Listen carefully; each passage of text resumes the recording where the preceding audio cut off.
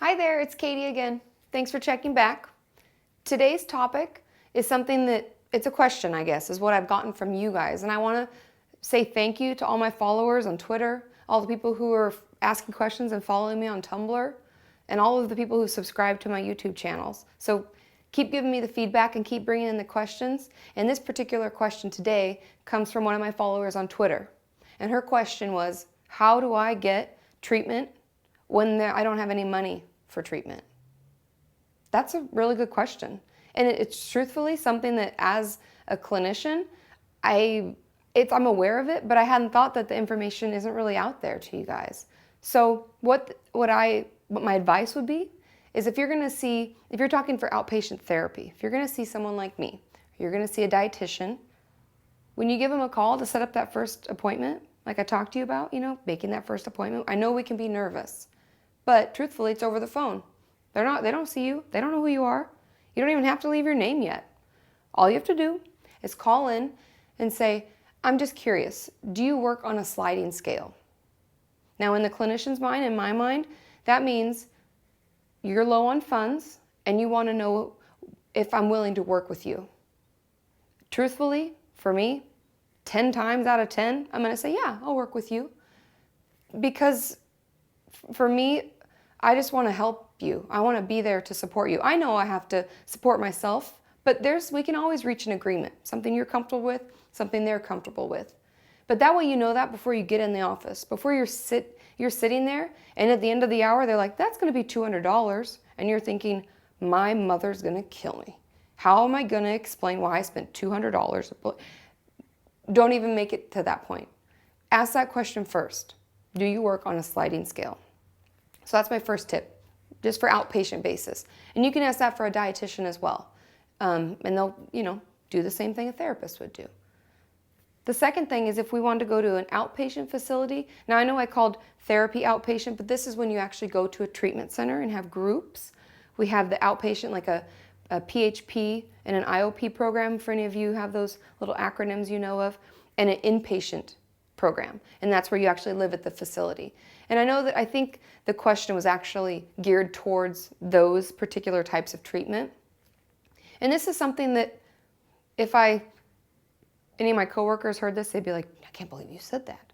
But it's not something they tell you about. It's not something they put on their website, but they'll help you. I've even seen clients come through who are fully scholarshiped into the program. If you need help and you can't afford it, they have money aside for that. They know that happens. One instance that comes to mind right before, it was right before Christmas time, and this particular client's husband decided to stop paying. I'm not paying anymore, because through the dealing with her eating disorder, it brought up difficult situations for him, difficult topics he didn't want to talk about. So he pulled the funding. They sponsored her through the rest of her treatment. They can do that. Ask. Now the onus is on you to ask the hard questions. I know it's embarrassing. Nobody likes to say, I don't have money for this. But if you want to get help, like you tell me you want help, ask the questions. It's okay. We expect it. Treatment's expensive. I know it is. Trust me. So just ask, do you do scholarships? Do you do discounts? Is there any way we can work this out? See what they have to say. They might say no, but they might say yes, right? Got nothing to lose. Now the last little tip I'll give you on ways to get treatment, if there's no money, right now, you're looking at it. I'm talking to you, you're listening to me, I'm listening to you, we're communicating. There's helpful sites out there, right? You choose to get on a Thinspo site, you choose to go pro Anna, you choose to sit on Tumblr and just commiserate with people about how you're losing more weight and you're doing this and unhealthy activity, and guess what? Why? Why? You want to get better. That's free help. This is free help. It's out there. There's a lot of it. I'll be putting below some sites that you might find helpful. I have some sites that are good for you to find different professionals that specialize in eating disorders, because I know that can be really tricky. And also just some positive sites. I have some people that I talk to that are running similar things to me that are filled with helpful recovery-focused information. Recovery-focused. there's so much crap out there, guys. And we worry so much about how much we put in our bodies. Do you ever think about what you put in your brain? Right? If I'm watching like angry, violent information all day, I think I leave, like say this at work, right? I have to watch these videos.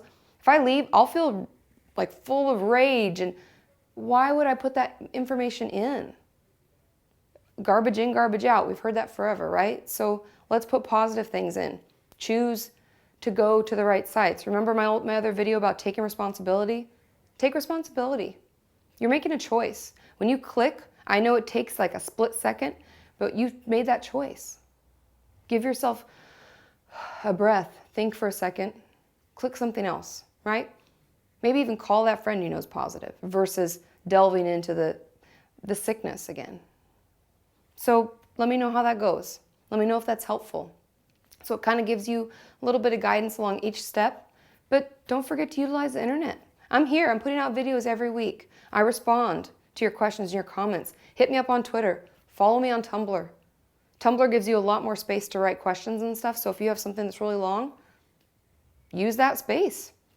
Ask me, get help. We're here for that. That's what I want to do, right? So let's keep working together, one step at a time, towards a healthy mind and a healthy body.